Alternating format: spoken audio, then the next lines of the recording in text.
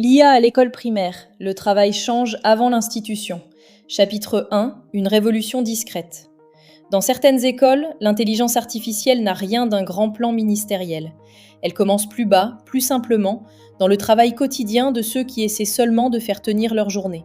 Je l'appellerai Xavier, ce n'est pas son vrai nom et je ne donne ni son école exacte ni tous les détails qui permettraient de l'identifier. Mais son cas est suffisamment précis pour éclairer quelque chose de plus large. Xavier est directeur d'école à Pornic, un homme carré, dans la cinquantaine, très sportif, du genre triathlon et trek, avec une présence calme, une vraie allure et une énergie presque enfantine, tournée vers l'élan, la motivation et l'épanouissement des enfants. Le genre d'adulte qu'on sent heureux quand une école tourne bien, quand une classe accroche, quand un enfant se redresse un peu. Pas parce que cela flatte son ego, parce que c'est là, pour lui, que le métier prend sens. Et cela compte aussi que ce soit à Pornic. Pas pour la carte postale, pour une raison plus simple. Des enfants de primaire grandissent là, dans une ville littorale, avec ses rythmes, ses paysages, ses sociabilités, ses familles, sa mémoire locale. Une école n'existe jamais hors sol. À Pornic comme ailleurs, les enfants n'arrivent jamais vierges à l'école. Ils arrivent avec une ville déjà en eux. Et depuis près de 2 ans, Xavier utilise l'intelligence artificielle. Pas pour faire classe à la place des enseignants, pas pour automatiser l'école, pas pour mettre les enfants en contact direct avec des systèmes d'IA. Il l'utilise pour autre chose, pour travailler, rédiger un courrier aux parents, préparer un message à la mairie, structurer un compte-rendu, débloquer un support pédagogique resté à l'état d'intention, reformuler une idée, clarifier une consigne. Le bilan, dit-il, est simple. Un gain de temps énorme sur une partie de l'administratif et une capacité nouvelle à produire en quelques minutes des documents qui, auparavant, restaient bloqués. Un courrier qui traînait depuis 3 jours repart. Un message délicat aux familles devient enfin envoyable. Un support inachevé sort enfin de l'impasse. Et ce temps regagné n'a rien d'abstrait. Ce n'est pas seulement du temps de clavier en moins. C'est parfois un peu d'énergie rendue pour parler, écouter, arbitrer, tenir l'école et rester disponible à ce qui compte vraiment, les enfants.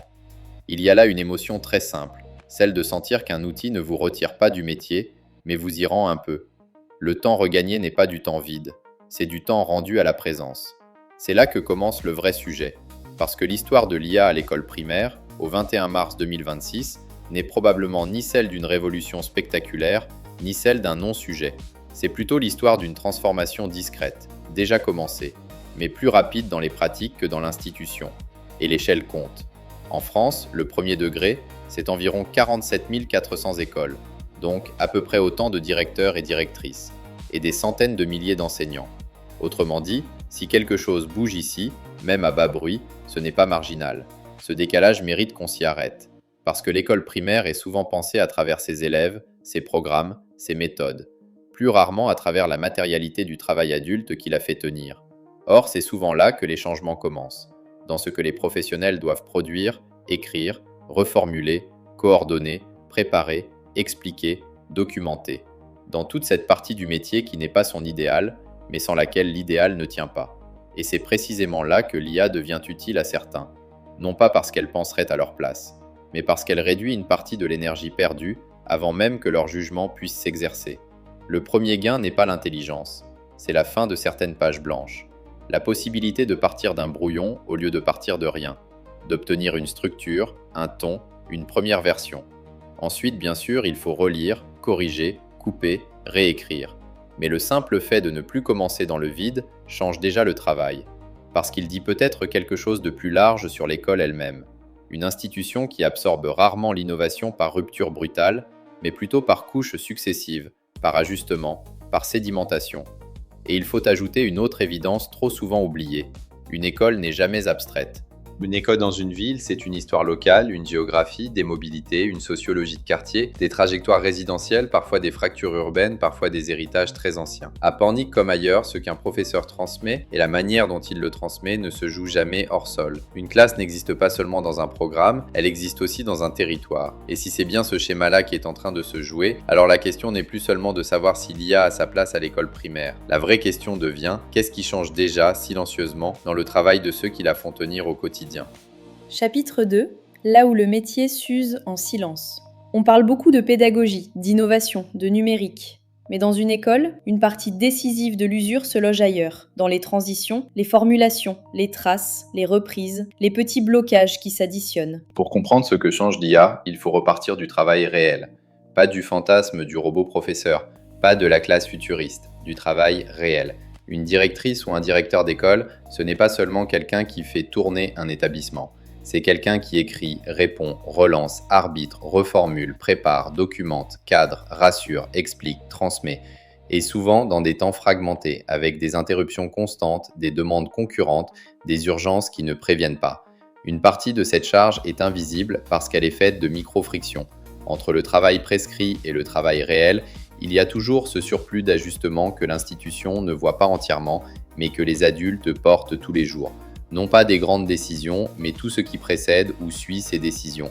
Le mail à rédiger sans froisser, le compte-rendu à formaliser, le message aux familles à rendre clair et calme, la trame de réunion à préparer, le document à remettre en forme pour qu'il devienne enfin partageable, le premier jet d'un support qu'on n'a jamais le temps de commencer.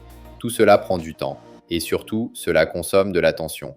Dans certaines situations compliquées, le gain n'est même plus seulement rédactionnel, il devient aussi cognitif et procédural, non pas au sens où l'IA dirait la règle ou remplacerait la hiérarchie, mais au sens où elle aide à remettre de l'ordre dans une situation confuse.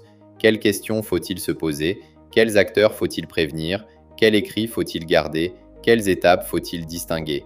Et dans une école primaire, ces situations ne concernent pas seulement l'organisation, elles concernent aussi des enfants. Un élève qui change brutalement de comportement, un autre qui pleure tous les matins, une agressivité inhabituelle, une fatigue qui revient, une famille avec laquelle il faut parler sans aggraver, une inquiétude diffuse qu'on sent réelle sans savoir encore comment la nommer. Dans ces moments-là, le besoin n'est pas d'abord une réponse miracle, c'est un cadre, une manière de tenir un peu mieux sa propre pensée quand le réel se brouille. Prenons un cas très simple et très difficile, un enfant de CE1 qui, depuis quelques jours, ne ressemble plus tout à fait à lui-même. Il pleure au portail le matin, puis il entre. Rien d'extraordinaire vu de loin. Mais pour l'enseignante, quelque chose ne ressemble plus à l'habitude. Il supporte mal le bruit. Il s'énerve pour presque rien, puis se referme.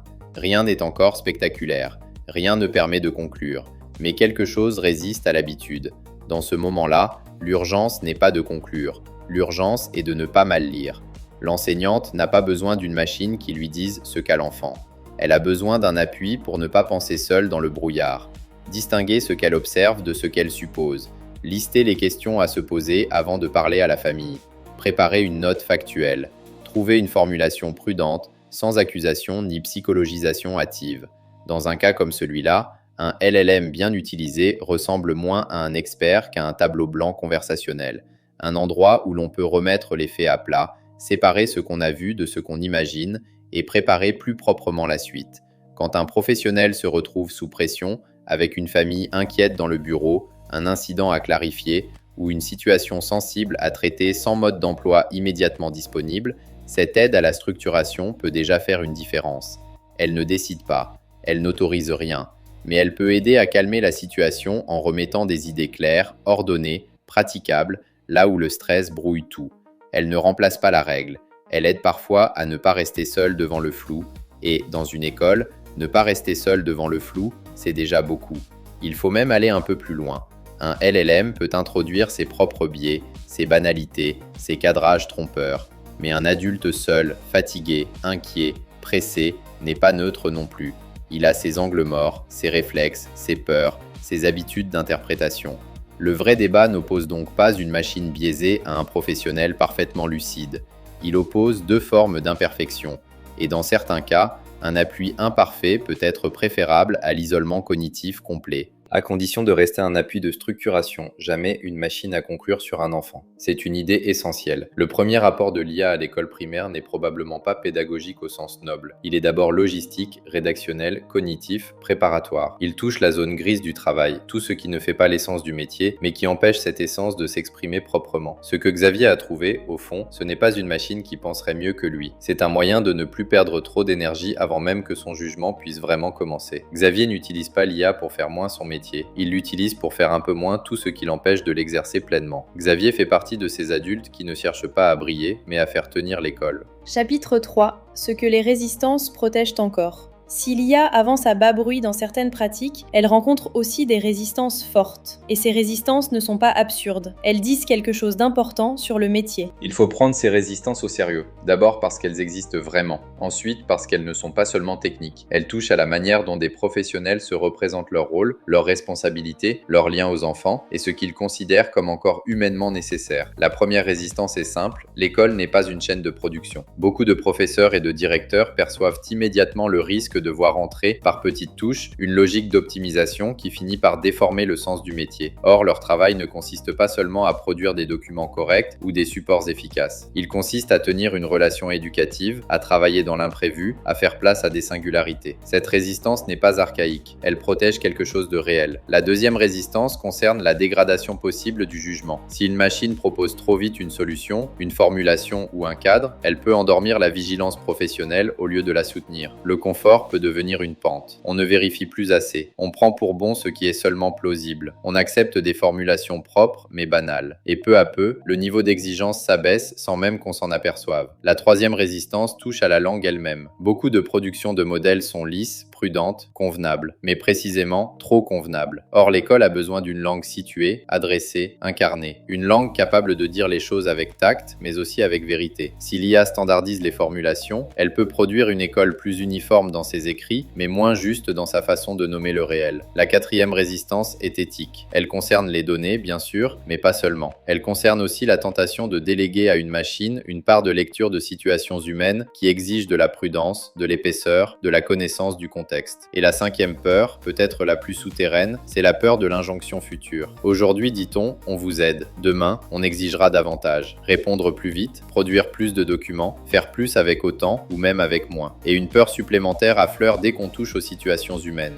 Non plus seulement la machine qui écrit, mais la machine qui semble interpréter. Car un outil conversationnel peut aider à clarifier, il peut aussi donner l'illusion d'avoir compris. Or, un enfant n'est pas un cas standard. Une famille n'est pas un scénario type. Une parole inhabituelle, un changement de comportement, une crise répétée, une fatigue, un conflit ne prennent sens qu'à travers une histoire, un contexte, une temporalité, un lien. Beaucoup de résistances protègent aussi cela, la singularité des situations contre la tentation des lectures trop rapides. Voilà pourquoi les résistances méritent d'être entendues, non pas pour conclure qu'elles ont toujours raison, mais pour comprendre qu'elles défendent souvent quelque chose de réel, des valeurs professionnelles, une conception du métier, une vigilance éthique, et même parfois une intuition très juste. Une technologie utile n'est pas nécessairement une technologie bonne par nature. Elle doit être cadrée, discutée, limitée. Ce point est d'autant plus important qu'en matière d'éducation, les institutions publiques elles-mêmes avancent avec prudence. Les prises de position publiques de l'institution vont dans le sens de la prudence. Supervision humaine, protection des données, usage non substitutif des outils, nécessité d'une formation critique. Dans le premier degré, la logique reste surtout celle de la sensibilisation, pas celle d'une délégation autonome aux élèves. Chapitre 4. Ce qu'on ne confie pas à la machine. L'IA peut faire gagner du temps, mais avec quoi travaille-t-elle ? Avec des textes, des traces, des formulations, des fragments de situation. Et à l'école, ce matériau n'est jamais anodin. C'est probablement ici que le sujet devient le plus sensible,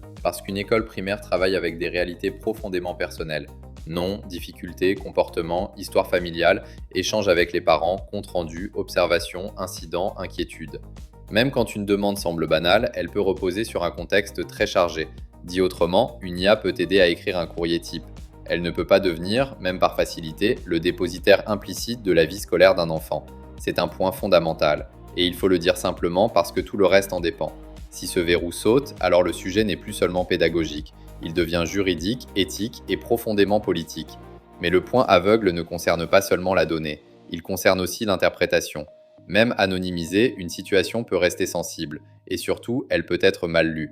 Le danger n'est pas seulement de divulguer trop, c'est aussi de croire comprendre trop vite. On peut demander à un outil de proposer des questions à se poser, d'aider à distinguer des faits et des hypothèses, de reformuler une note de manière plus neutre, de préparer un entretien délicat. On ne lui demande pas ce qu'a un enfant, on ne lui demande pas ce qu'il faut penser d'une famille, on ne lui demande pas la vérité psychologique d'une situation.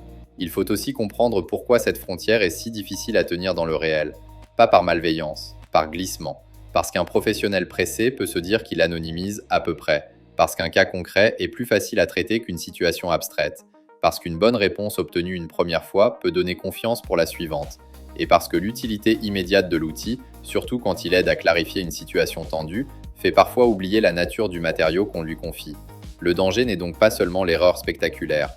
Le vrai danger, parfois, c'est la qualité apparente qui endort la vigilance. Le vrai risque n'est pas seulement l'erreur, c'est la fluidité trompeuse. Une phrase correcte peut rester inappropriée. Une synthèse bien décrite peut simplifier abusivement. Une reformulation diplomatique peut effacer un enjeu important. Une aide à la clarté peut produire, sans mauvaise intention, une standardisation qui éloigne du cas réel. Voilà pourquoi la protection des données n'est pas un appendice technique du débat, c'en est le centre. Et ce centre éclaire d'un jour particulier la projection à venir. On peut imaginer, dans les 3 à 5 ans qui viennent, une montée des outils d'assistance à la rédaction, à la structuration, à l'accessibilité.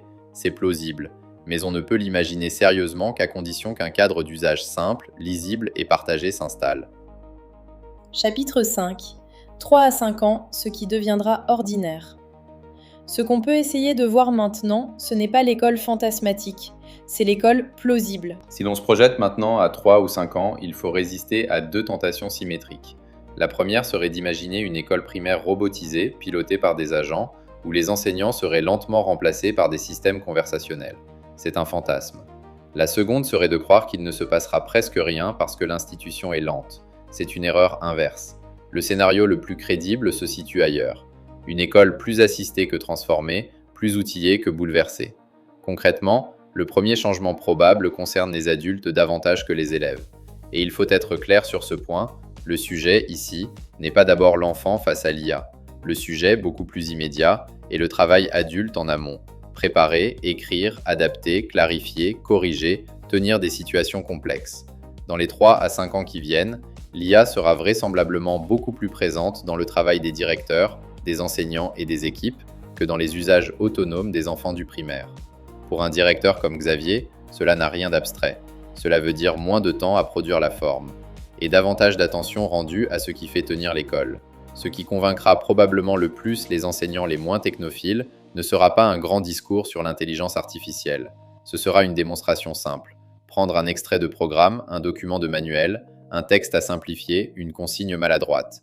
Voir qu'en quelques minutes, on peut obtenir un support plus lisible, plusieurs niveaux de formulation ou une trame de séance plus claire, à condition bien sûr de tout relire, de tout corriger et de ne jamais abandonner le jugement pédagogique.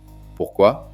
Parce que c'est là qu'une partie du travail adulte peut devenir plus faisable, plus rapide et moins coûteuse, à condition de garder un cadre strict.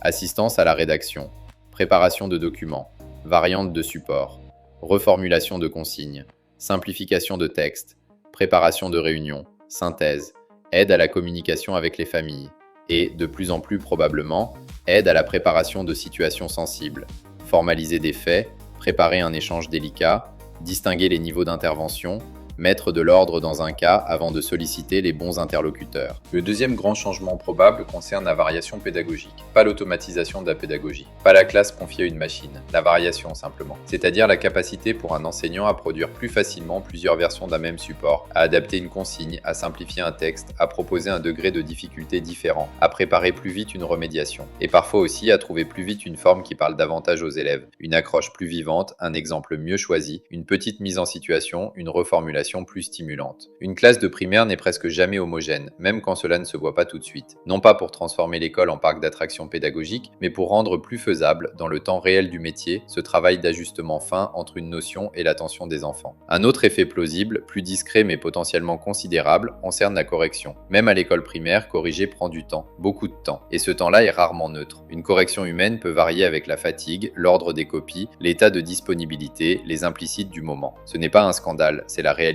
du travail. Dans certaines tâches très cadrées, une partie de cette charge pourrait être réduite sérieusement. Non pas parce qu'une machine noterait mieux qu'un professeur, mais parce qu'elle pourrait appliquer rapidement une grille définie en amont, repérer des erreurs récurrentes, produire un premier niveau de retour et signaler les copies atypiques ou ambiguës. Le professeur garderait la main sur les critères, sur les exceptions, sur la validation finale, sur le sens du feedback. Et c'est là qu'apparaît une intensité pédagogique nouvelle. Un élève pourrait rendre un exercice et recevoir presque immédiatement un premier retour, pas seulement une note provisoire, un retour retour utile, ce qui est réussi, ce qui bloque, ce qu'il faut reprendre, ce qu'il faut relire, ce qu'il faut retravailler pour gagner 2 points la prochaine fois. En d'autres termes, pas seulement un verdict, mais déjà un plan de progrès. Dans certaines tâches, on peut même imaginer des variantes de remédiation ou des exercices de reprise adaptés à des profils d'élèves différents. L'évaluation mesure alors davantage un chemin de progression qu'une simple distance à une norme abstraite. Et ce point ne concerne pas seulement les élèves en difficulté. Pour les plus à l'aise, un tel système peut aussi faire monter le niveau au fur et à mesure, proposer une tâche un peu plus difficile, pousser juste au-dessus de la zone de confort et voir ce que l'élève sait vraiment faire quand on le challenge. L'intérêt n'est donc pas seulement de repérer un manque, c'est aussi d'ajuster plus finement le niveau de l'épreuve pour observer un progrès réel chez chacun. La vraie promesse n'est donc pas que la machine jugerait mieux les élèves, c'est qu'elle pourrait rendre plus régulière, plus rapide et plus utile l'application de critères pensés par le professeur, à condition justement que l'humain reste celui qui pense la justice de la grille, relie les cas limites, décide des exceptions et garde la responsabilité finale. Comme le montrent depuis longtemps les travaux sur l'évaluation formative, ce qui fait progresser un élève n'est pas seulement le verdict, c'est la qualité du retour. La meilleure correction n'est pas seulement celle qui juge, c'est celle qui remet l'élève en mouvement, pas celle qui tombe, celle qui relance. Le troisième effet probable concerne la communication. C'est peut-être l'un des plus sous-estimés, parce qu'une école s'épuise aussi dans des malentendus de formulation. Une école plus capable d'écrire clairement, de reformuler simplement, de produire des messages plus lisibles pour les familles, ce n'est pas un détail. Dans beaucoup de situations, une partie du conflit ou de l'incompréhension n'est moins du fond que de la manière dont il est formulé. Si l'IA aide à mieux expliquer, à simplifier, à rendre plus accessible, alors elle peut produire quelque chose de très concret, une école plus lisible. Pas plus juste par miracle, pas plus douce par nature, mais plus lisible. À mesure que ces usages se diffusent, une autre conséquence devient difficile à éviter. La formation des professeurs des écoles elle-même devra évoluer. Non pas pour transformer les futurs enseignants en spécialistes techniques,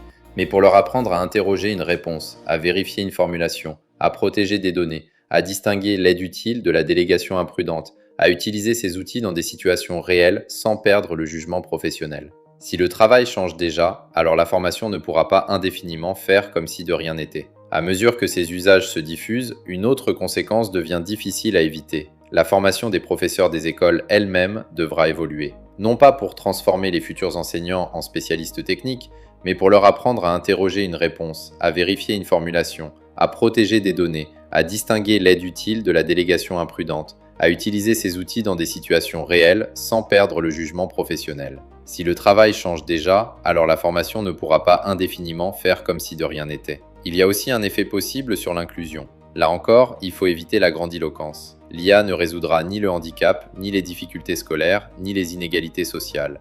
Mais elle peut rendre plus facile la production de supports intermédiaires, de textes simplifiés, de variantes plus accessibles, de reformulations rapides. Ce n'est pas rien. Ce sont souvent ces petites capacités qui manquent faute de temps. Et c'est précisément là que l'outil peut devenir un multiplicateur modeste, mais réel, de souplesse pédagogique. À l'horizon 3 à 5 ans, un autre changement se dessinera probablement. La montée d'une nouvelle compétence professionnelle. Savoir utiliser un outil d'IA ne voudra pas dire savoir lui obéir. Cela voudra dire savoir l'interroger, le cadrer, vérifier ses réponses, corriger ses erreurs, refuser ses banalités, protéger les données, conserver la responsabilité finale. En ce sens, le métier ne disparaît pas. Il se déplace un peu. Moins de production brute, plus de supervision, plus de discernement, plus d'édition. Et cette montée du jugement est sans doute le contraire exact du fantasme du professeur remplacé. Plus l'outil devient capable sur le simple, plus l'humain remonte vers le difficile. Mais il faut aussi être honnête sur les risques. Le principal risque à 3 ou 5 ans n'est pas la robotisation,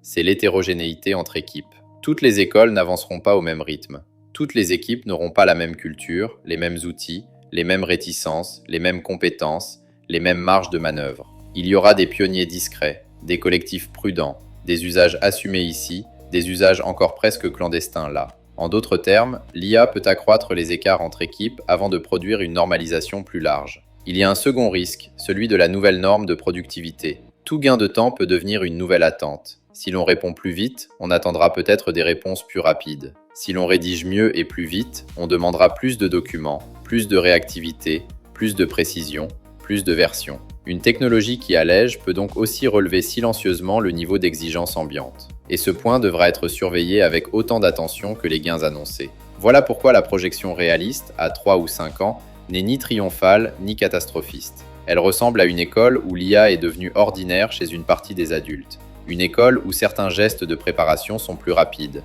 où la communication est parfois plus claire, où la variation pédagogique est plus facile à produire, où la question n'est plus tellement faut-il utiliser l'IA, mais dans quel cadre, pour quelle tâche, avec quelles limites et au bénéfice de qui. Le cœur de l'école, lui, ne bougera pas autant. Les professeurs ne seront pas remplacés par des robots, parce que le métier repose sur l'attention, le groupe, la parole, la confiance, l'imprévu, l'incarnation. Mais ce que l'on considérera comme raisonnablement faisable dans une journée d'école, cela, oui, peut changer. Et c'est peut-être là que se situe la vraie bascule à venir. Pas dans la substitution, dans le déplacement silencieux des seuils de possibilités. Chapitre 6. Le travail s'épaissit autour du professeur. L'IA n'est plus seulement un outil qui répond. Elle devient, dans certains cas, une couche branchée sur les documents, les traces, les outils, les contextes et les séquences de travail. Et cela change la nature même de la performance. C'est probablement ici que l'épisode change de dimension. Tant qu'on parle d'un chatbot isolé, on peut encore croire qu'il s'agit d'un simple accélérateur de texte. Mais dès que l'on regarde le poste de travail réel, on voit apparaître autre chose. Non plus seulement un individu aidé de temps en temps par une machine, mais une petite unité hybride, une personne plus une couche active d'assistance, une mémoire interrogeable, des comptes rendus déjà disponibles, des fichiers reliés, des recherches transversales, des résumés de contexte, des extraits d'historique, des automatisations d'entrée et de sortie, des briques qui ne font pas seulement gagner du temps, mais qui transforment la continuité même du travail. Et cette logique ne concerne pas seulement les entreprises. Elle peut aussi aider à comprendre ce qui commence à se jouer dans l'école. Un directeur, un enseignant, une équipe ne travaillent déjà plus seulement avec leur mémoire, leur temps et leurs dossiers dispersés. Leur travail peut commencer à s'appuyer sur une assistance de recherche, de reformulation, de structuration et de contexte. À partir de là, la valeur se déplace. Elle remonte du premier jet vers le cadrage, de la rédaction brute vers l'arbitrage, de la production vers l'organisation du contexte. Chez le professeur, cela devient même particulièrement visible. Un programme d'histoire est général, mais une classe, elle, ne l'est jamais. Le même cours n'existe pas. Il y a autant de cours qu'il y a de positions dans l'espace, dans le temps et devant des élèves différents. Une école dans une ville, c'est une histoire et une géographie de la ville. C'est une sociologie du quartier. C'est une démographie, des mobilités, des trajectoires résidentielles, parfois une gentrification, parfois un déclassement, parfois des héritages très anciens. Une classe n'existe pas seulement dans un programme, elle existe dans un territoire. Dans ce cadre-là, l'enjeu n'est pas seulement de rendre un cours plus propre. Il s'agit parfois de rendre un savoir plus proche, plus concret, plus mémorable. Prenons un exemple simple. Dans beaucoup de villes et de villages de France, il y a un monument aux morts. On peut y emmener les enfants. Ils lisent les noms, ils voient les dates. Et à partir de là, un enseignant peut utiliser des données ouvertes pour aller plus loin très vite. Retrouver la liste des noms, retrouver les fiches des soldats morts pour la France, retrouver la date et le lieu de leur mort, faire apparaître sur une carte les endroits où ces hommes du village ou de la commune sont tombés, et même visualiser dans le temps le déplacement de la ligne de front. Tout à coup, la guerre cesse d'être un chapitre lointain. Elle part du monument, des noms gravés sous les yeux des enfants, de leur propre territoire. L'histoire sort du manuel et revient au lieu où les enfants vivent. Tout à coup, ce qu'on apprend n'est plus seulement vrai, c'est proche. Le gain, ici, n'est pas seulement de gagner du temps, c'est de rendre faisable, dans le temps réel du métier, un effet pédagogique fort, presque waouh, qui emmène les élèves beaucoup plus loin dans l'attention, dans l'émotion et dans la mémoire. Les noms gravés cessent d'être de la pierre, ils redeviennent des vies d'ici, tombées ailleurs. Il faut ici être concret. Une enseignante n'a pas besoin que l'IA lui invente son cours. Elle a déjà le programme, le manuel, ses repères. En revanche, elle peut s'en servir pour transformer plus vite ce qu'elle a déjà en support plus lisible, plus visuel, plus situable, plus mémorisable. Sur un sujet historique, l'outil peut aller chercher des données ouvertes, retrouver une source publique, aider à les remettre en forme, proposer une carte simple, une chronologie, un tableau clair. Sur un autre chapitre, la même logique vaut pour une frise chronologique plus nette, un tableau comparatif en sciences ou une visualisation plus claire d'un sujet déjà maîtrisé. Le gain n'est pas de remplacer le savoir du professeur. Le gain, c'est de rendre faisable une mise en forme pédagogique plus forte dans le temps réel du métier. Mais il faut aussitôt ajouter la limite décisive. Une machine peut aider à fabriquer un meilleur support. Elle ne transmet pas à la place du professeur. Car transmettre, ce n'est pas seulement montrer clairement, c'est faire comprendre. C'est sentir quand une idée passe quand elles décrochent, quand il faut reprendre autrement, ralentir, reformuler, déplacer l'exemple. La mise en forme peut être assistée, la transmission, elle, reste incarnée, et c'est précisément là que le professeur demeure irremplaçable. Et là, le sujet rejoint une évolution plus récente encore, la possibilité d'inscrire ce travail assisté dans des documents, des outils, des bases et des enchaînements de tâches plus cohérents. Il ne faut pas en faire le héros de l'épisode. Mais la direction est claire. À mesure que les contextes de travail se relient mieux entre eux, l'enjeu n'est plus seulement de poser une bonne question, il devient aussi de savoir organiser proprement ce qui entoure cette question. La valeur remonte alors du simple livrable vers le cadrage du contexte, vers ceux qui savent ordonner, sécuriser, relier, orchestrer. L'école primaire ne deviendra pas un système automatique, mais ces adultes pourraient, eux, travailler de plus en plus avec des formes d'assistance intégrées à leur quotidien. La question décisive ne sera pas de savoir si cette aide existe, mais comment on la cadre pour qu'elle soutienne le jugement sans endormir la responsabilité. Le cœur de l'école, lui, restera ailleurs, dans la présence, la parole, l'attention, dans cette manière qu'ont certains adultes, Xavier en fait partie, d'essayer chaque jour d'être à la hauteur des enfants qui leur sont confiés. Car si le travail change avant l'institution, alors l'enjeu n'est plus de nier ce changement, il est de décider collectivement ce qu'on en fait. Vous écoutiez l'IA à l'école primaire, le travail change avant l'institution. Merci de votre écoute.